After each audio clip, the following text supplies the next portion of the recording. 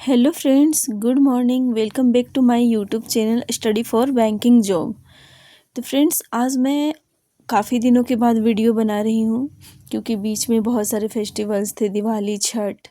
ठीक है, आज मैं वीडियो बना रही हूँ काफ़ी दिनों के बाद क्योंकि मैं बाहर गई हुई थी, मैं घर में थी ही नहीं। तो आज मैं आप लोगों को बताऊँगी IBPS क्लर्क का सिलेबस। ठीक है, तो मैं आज डिस्कस करूँगी IBPS क्लर्क का सिलेबस। तो देखिए फ्रेंड्स, इसमें 2 एग्ज़ाम लिए जाते हैं, एक प्रीलिम्स का, दूसरा मेंस का।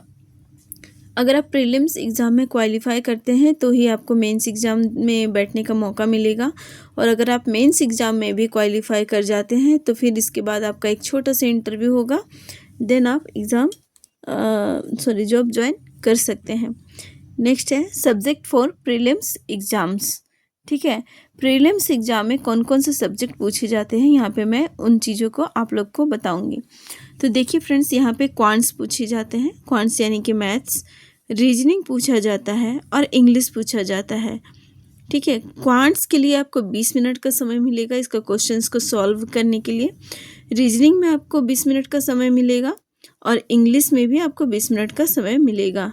ठीक है, इसका टोटल टाइम होता है 1 घंटे का। 1 घंटे का आपका एग्ज़ाम होगा, 20 मिनट क्वांट्स, 20 मिनट रीजनिंग और 20 मिनट इंग्लिश के लिए।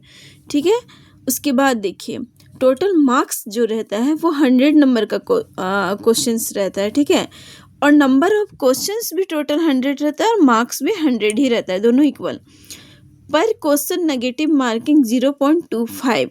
ठीक है, अब आप देखिए, मैं सारे वीडियोस में जो पहले बनाई हूँ उसमें बताई हुई हूँ कि 0.25 जो है नेगेटिव मार्किंग। जब आप क्वेश्चंस को गलत करते हैं तो जो गलत हुआ उसका मार्क्स तो कटेगा ही कटेगा, जो सही क्वेश्चन आप बनाए हैं उससे आपका 0.25 मार्क्स काट लिए जाएंगे।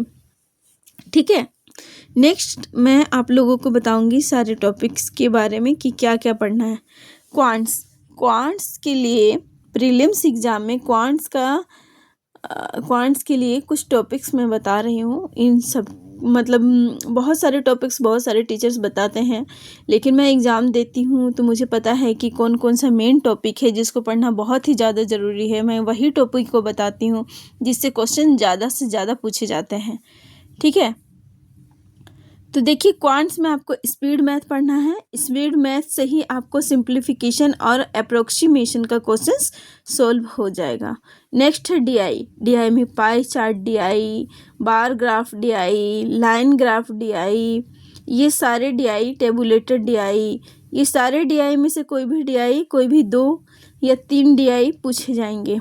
उसके बाद है अर्थमेटिक के भी क्वेश्चंस पूछे जाते हैं, कम से कम 10 क्वेश्चन अर्थमेटिक के या 7 से 8 क्वेश्चन अर्थमेटिक के इसमें रहते हैं, क्योंकि इसमें टोटल नंबर ऑफ क्वेश्चन 35 रहता है। ठीक है, टोटल क्वेश्चन 35 रहता है, इसलिए इसमें अर्थमेटिक के थोड़े कम ही सवाल पूछे जाते हैं।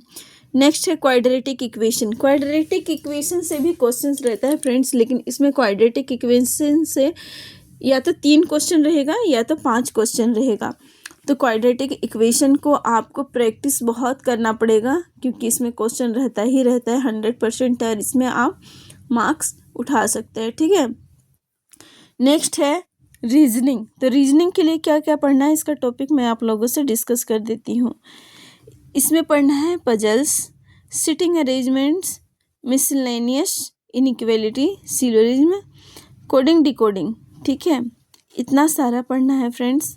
ये सारा टॉपिक्स पढ़ना बहुत ही ज़रूरी है क्योंकि ये सारे टॉपिक्स से सारे एग्ज़ाम्स में क्वेश्चंस आते हैं। बैंकिंग रिलेटेड जितना भी एग्ज़ाम होता है सब में इन सारे टॉपिक्स से क्वेश्चन पूछे ही जाते हैं। तो रीजनिंग में IBPS क्लर्क में भी आपको 35 क्वेश्चन ही पूछा जाता है और 35 मार्क्स भी रहता है। ठीक है,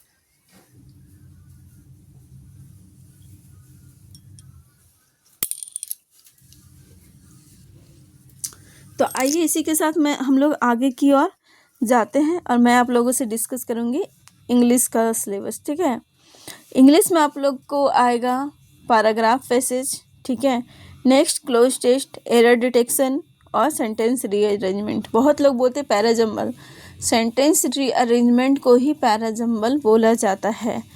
ठीक है, इंग्लिश से आपको टोटल नंबर ऑफ क्वेश्चन 30 पूछे जाएंगे, मार्क्स भी 30 रहेगा, ठीक है।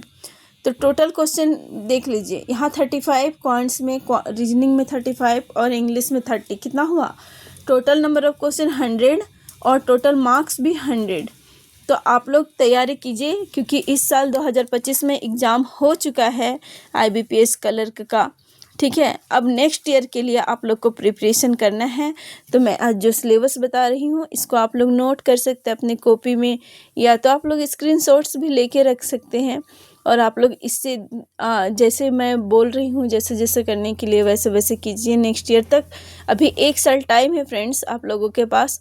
अगर आप लोग अभी से तैयारी करते हैं तो नेक्स्ट ईयर आप लोग आराम से अच्छे से आप लोग एग्ज़ाम लिख सकते हैं, ठीक है। तब तक के लिए थैंक यू।